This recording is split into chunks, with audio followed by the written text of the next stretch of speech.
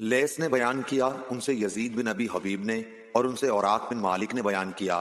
उन्हें उर्वा ने खबर दी कि उम्मुल मोमिनीन आयशा रदियल्लाहु अन्हा ने फरमाया, कुरैश ज़माने जाहिलियत में आशूरा का रोज़ा रखते थे।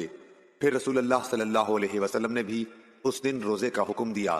फिर रसूलुल्लाह सल्लल्लाहु अलैहि वसल्लम ने फरमाया कि जिसका जी चाहे यौम आशूरा का रोज़ा रखे और जिसका जी चाहे न।